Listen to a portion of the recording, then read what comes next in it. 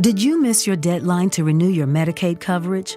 You can still send your completed annual review form to Healthy Connections Medicaid. You may be assigned to another health plan, but you can ask to come back to First Choice. First Choice is the right choice. Renew and choose us.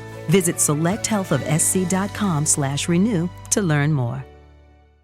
Introducing Carvana Value Tracker, where you can track your car's value over time and learn what's driving it. It might make you excited. Whoa, didn't know my car was valued this high. It might make you nervous. Uh-oh, market's flooded. My car's value just dipped 2.3%. It might make you optimistic. Our low mileage is paying off. Our value's up. And it might make you realistic. Car prices haven't gone up in a couple weeks. Maybe it's time to sell. But it will definitely make you an expert on your car's value. Carvana Value Tracker. Visit Carvana.com to start tracking your car's value today.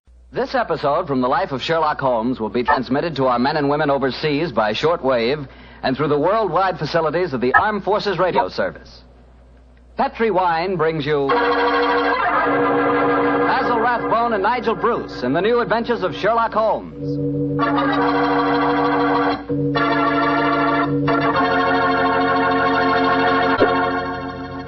The Petri family, the family that took time to bring you good wine, invites you to spend the next half hour listening to Dr. Watson tell us another exciting adventure he shared with his old friend, that master detective, Sherlock Holmes. And say, let me tell you something I found out just the other day. Steaks are really back again. Good, thick, juicy porterhouse steaks. That's for me. A thick, tender steak on the rare side, together with a glass of Petri California Burgundy. You know, Petri Burgundy is a perfect mealtime wine. And with meat or any meat dish, it's the very last word in good eating. Honestly, when you taste the wonderful flavor of that rich red Petri Burgundy, you're tasting one swell example of the art of winemaking. It's full-flavored and just about the most delicious wine that ever poured from a bottle. Try it the next time you have steak or chops, or the next time you have hamburger or pot roast. Believe me, Petri Burgundy is the best friend a good meal ever had.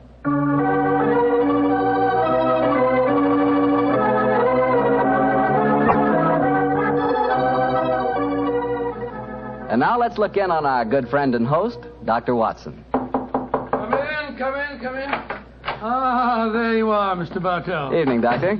Just in time to join me in a cup of coffee. Draw up your chair, young fellow, my lad. Thank you. Ah, that's it. Well, Doctor, you told us last week that tonight's new Sherlock Holmes adventure takes us to the south of France. That's right, Mr. Bartell. The south of France in the year 1900. A beautiful playground bordered by the bluest of blue seas and populated with an extraordinary cross-section of cosmopolitan Europe. Rich man, poor man, beggar man, thief. All of them attracted by that Riviera paradise. All of them drawn by the magical spell of a small white ball spinning round the rim of a roulette wheel. Now, don't tell me that you and the great Sherlock Holmes were there on a gambling spree. We were not, Mr. Bartell. At the time my story begins, we just concluded an extremely delicate mission. A mission, I may say, that concerned the safety and good name of a very prominent member of the royal family. Say, Doctor, you don't mean... One story at a time, Mr. Bartell. In any event, my boy, I'm afraid that's a case about which my lips are sealed for all time. But to return to tonight's adventure, one June evening, I persuaded Holmes to accompany me to the gambling casino at Fréjus, not far from Cannes, where we were staying. It wasn't quite as fashionable as the casino at Monte Carlo, but as I intended to do a little modest gambling myself, it seemed an establishment more suited to my means. As we stood there at the green baize-covered tables, the chatter of voices and the melodic chanting of the croupiers as they called the results of each spin of the wheel formed a background to a quiet conversation that Holmes and I were having.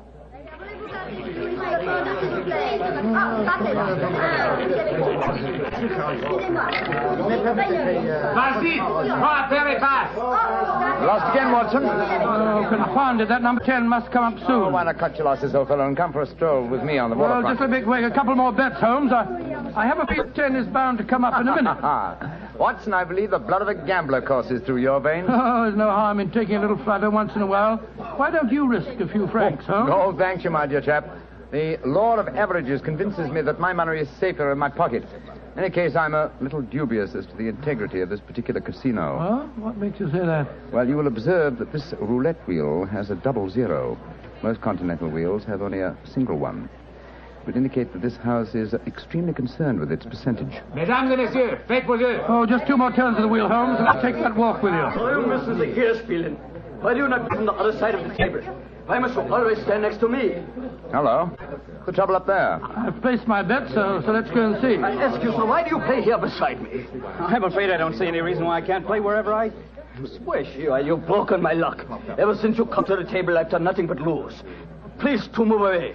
Well, move away yourself if you don't like my company. Heinrich, why do you not stop now? You've already lost more than we can afford. One more throw, Elsa. I can win it all back if only this young man will move away. Why should my husband move? He's had a bad run of luck, too. Rien ne va plus. Neuf. Rouge, impériment. Ah, you've lost again, Watson. Heinrich, you must stop now. I must stop, Elsa, because I've lost everything. I hope you're satisfied, Mr. American. You've broken my luck and ruined me. I hope that you and your turn will be ruined too. Heinrich, wait for me. I never heard such rubbish in my life. Were you listening to him, sir? I heard his last few remarks, Mr. Gilbert. Roger Gilbert. And this is my wife, Helen. How do you do? My name is Holmes, and this is my friend, Dr. Watson. How do you do? How do you do? Didn't think his remarks were a little out of place, Doctor? I certainly did, Mrs. Gilbert. I don't see how he can possibly blame your husband for his run of bad luck. I didn't like the look on his face as he left the table, though. Have you any idea who he is? His name is Schneemann. He's staying at the same hotel as we are. I've never spoken to him, but I've heard of being paged there. Well, you shouldn't gamble unless you can afford to lose. Well, I'm losing, darling, and I can't afford it. Oh, but I can let you have more money. You know that. No, Helen, I may have married an heiress, but I'm not going to use her fortune to gamble with. Oh. I'll lose my own money, and then I'll quit. Mesdames et messieurs, faites vos jeux. Your last bet, Watson? Yes, Holmes, this time I know that number 10 is going to come up. It's got to.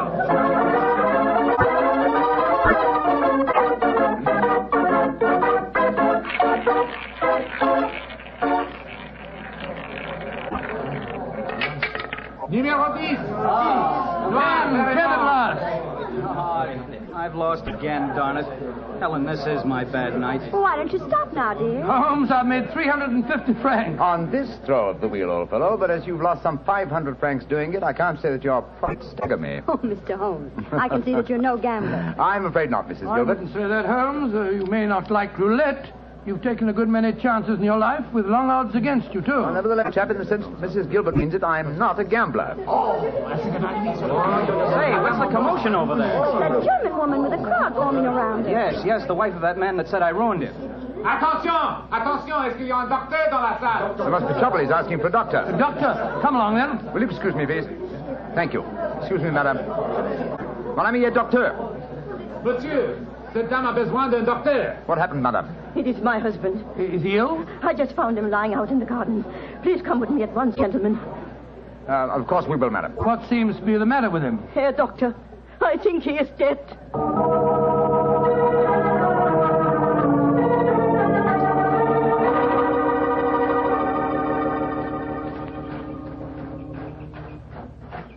He's lying by that tree, Doctor. Please see if you can help him. Somebody else seems to be on the scene before us.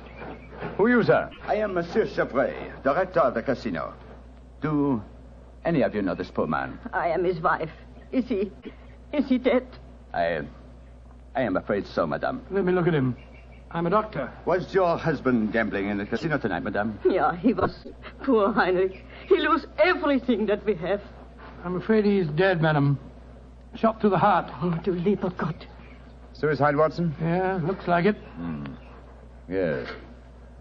Powder burned on the shirt front, revolver clutched in the right hand, fingers in a natural position. The angle of the wound settles it. Obviously self-inflicted. I missed you as you slipped out of the casino. What's wrong with him? I'm afraid he's dead, Mr. Gilbert. Yes, he committed suicide. I hope, young man, that you are satisfied. All night you brought him bad luck. He asked you to move away from him to change his luck, but no, you could not do it. Oh, Frau Schneemann, I'm terribly sorry, but I really don't see how you can blame me. I do blame you, and I also blame you, Monsieur Chevry. Me? But what have I done, madame? Why do you let a man lose all his money at your tables? Is life so cheap to you, and money so important, that you cannot close the tables to someone before he's ruined? Madame, I am all sympathy for you in your tragic loss. But the casino cannot be held responsible. If your husband could not afford to gamble, then he should not come here. How are we to know the financial limitations of our customers? You said your husband lost everything you had tonight, madam. Yeah, everything. Then how do you account for this sheaf of banknotes in his breast pocket. Good Lord, must be several thousand francs, sir. Then he wasn't ruined. And his suicide, therefore, cannot be blamed on his losses at my casino, madame. How do you account for this money, Frau Schneemann? Well, I do not understand. Heinrich kept nothing from me. I know that he had not so much money on him when he started tonight. Well, why do you all look at me like that? Is it that you think? You think... Quick, Watson, she's fainted. I've got her. Let's get her to her room. You can take her to my suite in the casino. No, let's take her to the hotel. My wife will look after her. Poor woman, she's had a dreadful shock. She can probably do with another woman's company. It's very considerate of you, Mr. Gilbert. Where are you staying? At the Hotel Crillon. It's quite near here. I'll get a cab, and while I'm doing that, Watson, see if you can revive her, will you? Yes, Then we'll take her to the Hotel Crillon.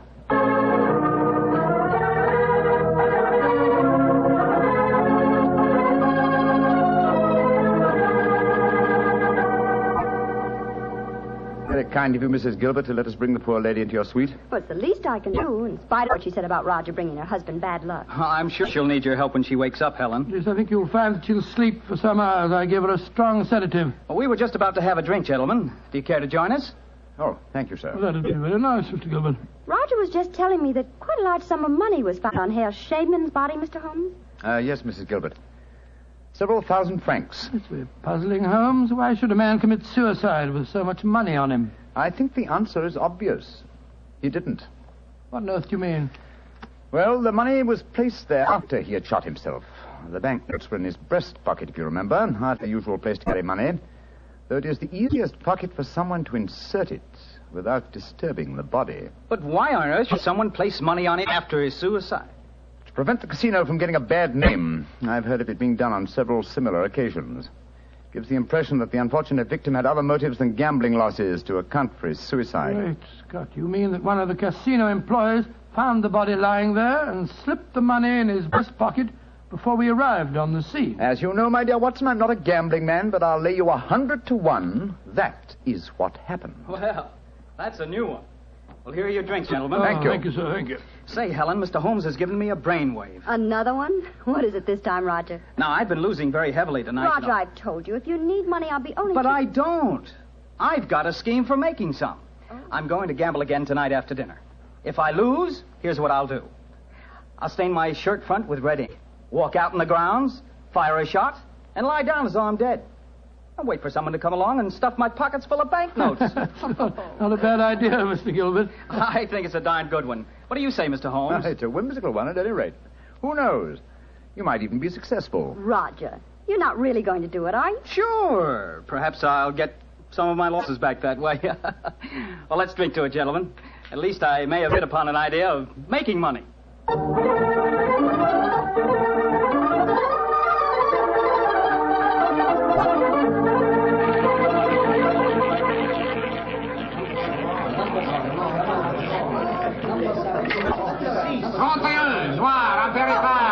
My dear Watson, you'll have to work hard at your practice when you get back to England. Your infallible system appears to be extremely fallible. And yet the fellow who told me about it said it couldn't miss. It's just a matter of doubling the stakes each time you lose, and then... Oh, my dear fellow, I've been studying your system, but I can tell you a really infallible way of making money at roulette. You can? What is it? Well, own the gambling house and operate the tables yourself. The odds would be all in your favor. Oh, what a brilliant suggestion. Own the gambling house and operate Not gambling for tonight, Watson? It's nearly 11 o'clock. Yeah, I think so. Let's take a stroll round the other table, shall we? By the way, old fellow, the young American, Mr. Gilbert, was losing heavily again tonight. He was? I wonder if he'll try that trick that he threatened. The one with the red ink. A shot in the night. I shouldn't be at all surprised. As a matter of interest, I saw him leave the tables about half an hour ago. Here comes his wife, on the arm of Monsieur Chevrier, the director of the casino. Good evening, Mrs. Gilbert. Monsieur? Bonsoir, monsieur. Hello, Mr. Holmes, Dr. Watson. Monsieur Chevrier is giving me a personally conducted tour of the casino. It's quite fascinating. And it is quite fascinating for me to have so beautiful a woman on my arm, mademoiselle. I know that I am the envy of all the men in the room. Oh, stop flattering me so much. I'm not used to it. Mrs. Gilbert, how is Frau Schneemann? She seems much better. She wakened an hour ago and insisted on going back to her own room. I wanted her to spend the night with us in our suite, but she wouldn't hear of it. I think I should drop in and see her before I go to bed. Oh, you have finished the gambling for tonight, perhaps, Doctor? No, perhaps about it, Monsieur Chevrier. I've had a bad run at the tables. Oh, I am so sorry. Has anyone seen Roger? He left the tables about half an hour ago, Mrs. Gilbert. After doing as I did and losing quite heavily. So he lost again, did he? I wonder if he'll try that new system he was talking about. We were just discussing that possibility ourselves, Mrs. Gilbert. Mrs. Gilbert! Mrs. Gilbert! Frau Schneemann, you shouldn't have left your hotel, you know. It is too late to worry for me, Herr Doctor. It is for Mrs. Gilbert now that you should worry. What do you mean, madame? Well, I went back just now to where poor Heinrich died. And there, lying in the grass, I saw another body. I was too shocked to go too close. But I am quite sure that I recognized your husband, Mrs. Gilbert. Oh, Dr. Watson, she's ruined Roger's trick. And he'd have taken fright and bolted by the time we get there. Possibly. Let's go at once and find out, shall we?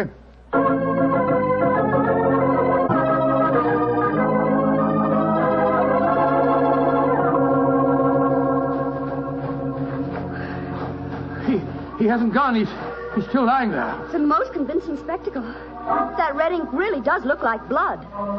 Yes. And blood sometimes looks like red ink. Mr. Gilbert. Roger, get up. The joke's spoiled.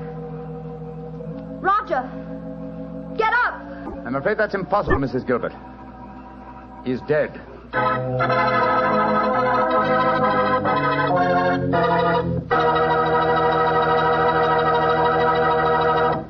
Dr. Watson's story will be continued in just a second, which is all the time I need to tell you that the easiest way I know to transform a simple meal into a feast is to serve that meal together with Petri California Sauterne. Petri Sauterne is a delicate white wine. It's the perfect companion for chicken or turkey. Turkey. Ah, yes. Turkey and Petri Sauterne. That's the heart of any Thanksgiving dinner. Look, why not make this Thanksgiving dinner the best one you ever had? Give it the air of a banquet. Serve it with Petri Sauterne. And when you buy that Sauterne or any wine for your Thanksgiving dinner, whatever you do, look for the letters P-E-T-R-I, because a Petri wine is always a good wine. Well, Doctor, so the young American's joke turned out to be another tragedy. Yes, Mr. Bartell. The poor fellow was lying there dead, with a bullet wound in the heart, and a great splash of blood staining the whiteness of his shirt front. What happened next? Monsieur Chevre, director of the casino, took the distraught widow away from the scene, while Holmes and I examined the body closely. Within a few minutes, we were joined by Inspector Ganivet of the French police. As we stood there in the moonlight, the sounds of music could be heard from the casino. It was hard to believe that two men had died in that lovely garden since the moon had risen.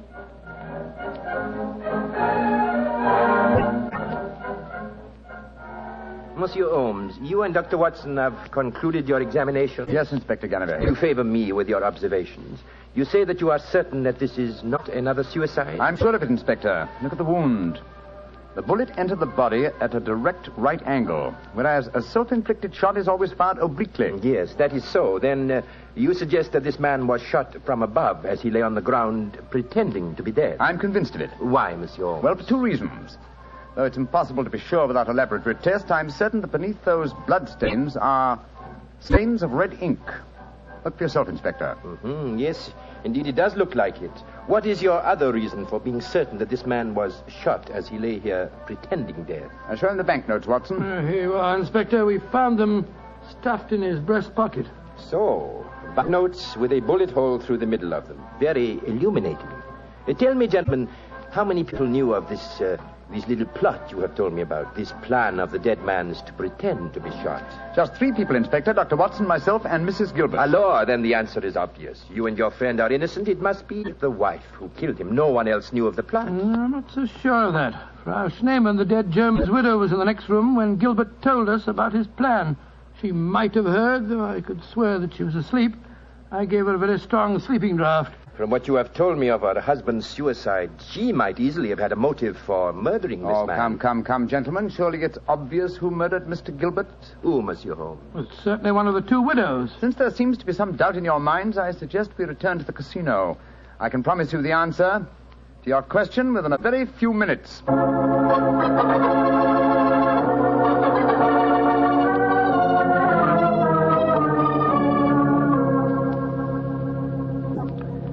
Well, Monsieur Chevrolet, now that we're all assembled in your office, I shall sit down quietly and let Inspector Ganivet conduct his examination. No, Monsieur Holmes. No, you have handled the case so far. Please to continue it to the end. Yes, Monsieur Holmes. I should appreciate it. On behalf of the casino. Very well, gentlemen. It won't take me long. Frau Schneemann, Ja, Herr Holmes. what time did you leave your hotel tonight? Well, I do not know what time it was. Well, what made you leave it? I could not sleep. I knew that they had taken poor Heinrich's body away, but I felt that I must walk back there. It was the last place I saw him alive. How close did you come to Mr. Gilbert's body when you saw it lying there? Oh, close enough to see who it was. Then I ran into the casino to tell his wife. I knew what had happened. How did you know? You didn't come close to the body. I could tell by every line of the body as it lay there. I could tell because I knew that poor Heinrich's death would not be avenged. Thank you, Frau Schneemann. That will be all. You may go. Monsieur Holmes, she has no alibi. Surely you should Inspector stop her. Ganivray, if I'm to conduct this investigation, I must do it my own way. Pardon, Monsieur Holmes. Please continue. You may go, Frau Schneemann. Mrs. Gilbert? Yes, Mr. Holmes. Where were you prior to our meeting in the casino tonight, just before we discovered your husband's body? After I left the hotel, I walked over here along the seafront. Can anyone verify that statement? I suppose not. I didn't meet anyone that I knew. And what did you do when you arrived at the casino? I played a little chemin de fer. A few months later, Monsieur Chevron came over to the table and asked if he might escort me over the club. 10 minutes after that, we walked into you and Dr. Watson. That is quite true, Monsieur Holmes. I can swear to it. Thank you, Mrs. Gilbert. I'm sorry to distress you with these questions. You may go. I'll wait outside, Mr. Holmes. I must know what happened. Wait for me there, madame. I shall join you in a few minutes and escort you home. Well, another suspect with a poor alibi, eh, Ganivray? I must say, Monsieur Holmes, your methods puzzle me. It seems to me that both those women should be watched. Yes, I agree with the Inspector, Holmes. Please don't worry, Inspector. I've asked 2 of your plainclothes men to keep an eye on the ladies. And now, Monsieur Chevray, I'd like to ask you a few questions. Ask me any questions you wish, Monsieur Holmes. Thank you. You will agree that it is the custom of the casino to put money on the bodies of suicides after their death, to give the impression that gambling losses were not responsible for the tragedy. Well, I do not think... Oh, come now, Chevray. I know that is a fact as well as you do. Exactly. Now, on those rather gruesome occasions, whose responsibility is it to secrete the money? Yours? Or do you entrust the matter to an underling? I do it myself. I see. Did you place the money on Herr Schneemann tonight? Yes, monsieur, I did. And did you also perform the same service on the body of Mr. Gilbert? No. I knew nothing of that death until the German lady Frau Schneemann came running into the casino. Excuse me interrupting, Monsieur Holmes. Of course, Inspector. What is it? I think that you are wasting time. It is obvious that Madame Gilbert committed the crime. She knew of her husband's plot, she had no alibi, and she had the motive. For is not marriage itself the greatest of all motives for murder? Oh, my dear Inspector. How very cynical. Madame Gilbert did not kill her husband. I know it. And what is your opinion, Watson? Well, it was that German woman. She had no alibi either. And remember, she was half mad with grief. Mr. Chevray, you say that you know Mrs. Gilbert is not guilty. How do you know? I was with her myself at the time the murder was committed. Oh, indeed. How very interesting. And what time was the murder committed? Well, it was... Our investigations have never established what time the murder was committed, Monsieur Chevray. I'm afraid you've walked into my trap. You've given yourself away. Great Scott, Chevray, it was you. Chevray, I've known you a good many years, and this is going to be a hard thing to do. I am going to arrest you. Oh, no, you're not, Ganivray. Put down that revolver, sir. Do not be frightened, Doctor. I am not going to shoot you.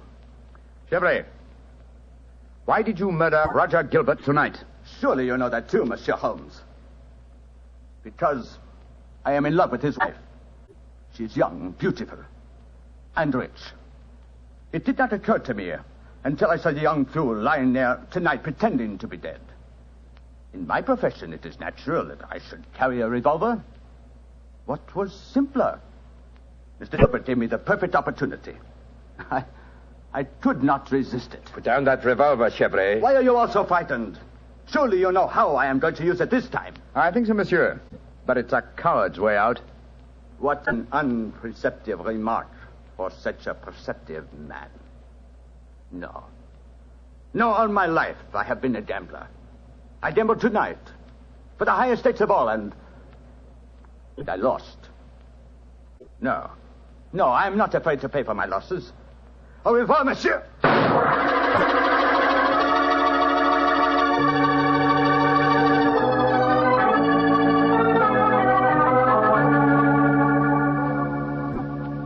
An extraordinary case, Holmes. I never suspected Chevrolet. And I, old chap, suspected him from the beginning. Well, I wasn't the only one who was stupid anyway. Inspector Ganivet thought it was the wife. True. Very puzzling conclusion for a detective inspector to arrive at. Well, it seemed logical enough to me at the time. No, my dear Watson. Cold logic should have told you otherwise. Roger Gilbert had been losing heavily and had planned this hoax. He obviously had no money on him. Therefore, the money was planted in his pocket by Chevrolet. After he shot him? No, my dear fellow. Before. Before? The bullet hole through the banknotes provided that. Now, had the money been put there innocently, Gilbert would have, come back to life as soon as the person placing it there had left. He would not have remained lying on the ground for a murderer to find him. Then Chevrolet must have bent over him as he lay there, placed the money in his breast pocket, and then fired. Precisely, Watson. Well, Holmes, I must say you solved it very neatly.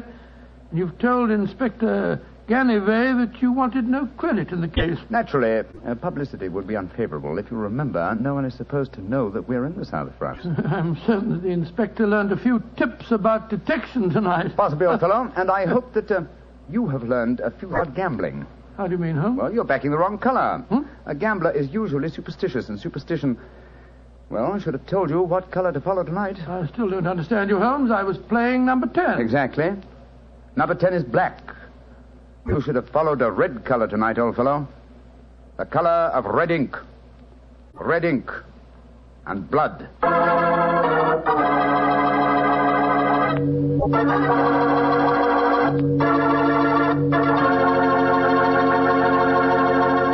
Say, Doctor, that was a swell story. I didn't know you liked to play roulette. Well, I figured out a system for roulette. It's like yours. Every time you lose, you double your money and keep doubling until you win. Oh, it's a great system, Mr. Bartell. There's only one thing wrong with it. What's that? You lose, you go broke before you win. Look, take my advice. Don't gamble. You can't beat the laws of chance. But suppose I bet on a sure thing. What, for instance? Oh, like the fact that Petri wine is always good wine. It is, you know. Because the Petri family has been making wine for generations. They've been handing down from father to son, the art of turning luscious, sun-ripened grapes into delicious, fragrant wine. Ever since the Petri family started their business way back in the 1800s, they've been perfecting the art of winemaking. That's why Petri wine is always good wine. The Petri family took time to bring you good wine. So no matter what type wine you prefer, why not take a few seconds of your time to look for the letters P-E-T-R-I. They spell delicious wine, Petri wine. Well, Dr. Watson, what new Sherlock Holmes story are you going to tell us next week? Next week, Mr. Bartell, I'm going to tell you of a strange adventure that Sherlock Holmes and I had when we were in Stratford-on-Avon many years ago. It concerns an actor, a mysterious boating accident, and several dead butterflies. Sounds good, Doctor. I'll see you then. Oh, fine, but now, don't forget, next week we're going to broadcast our program from the Paramount Theatre in Hollywood for the Victory Loan Drive. So if any of our friends are going to be in Hollywood, we'd love to see them there. Just buy a Victory bond at any store or bank on Hollywood Boulevard, and in return, you will be given your ticket of admission. Better hurry up, though, before all the seats are gone. Let's really buy lots of those Victory bonds. Let's finish the job.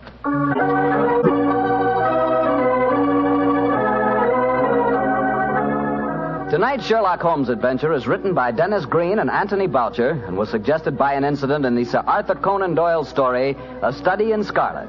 Music is by Dean Fossler.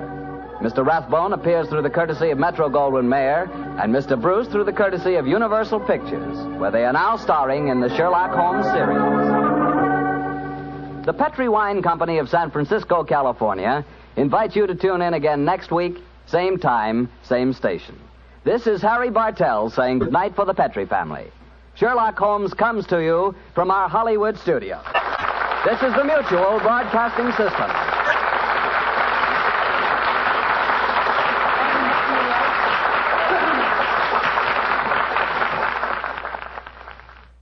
With the Lucky Land Slots, you can get lucky just about anywhere. This is your captain speaking. We've got clear runway and the weather's fine, but we're just going to circle up here a while and get lucky. No, nothing like that. It's just these cash prizes add up quick. So I suggest you sit back, keep your tray table upright, and start getting lucky. Play for free at LuckyLandSlots.com. Are you feeling lucky? No purchase necessary. Void where prohibited by law. 18 plus terms and conditions apply. See website for details. Hey guys, it is Ryan. I'm not sure if you know this about me, but I'm a bit of a fun fanatic when I can. I like to work, but I like fun too. It's a thing. And now the truth is out there. I can tell you about my favorite place to have fun. Chumba Casino. They have hundreds of social casino style games to choose from with new games released each week. You can play for free anytime, anywhere. And each day brings a new chance to collect daily bonuses. So join me in the fun. Sign up now at ChumbaCasino.com. No purchase necessary. VGW Group. Void where prohibited by law. See terms and conditions. 18 plus.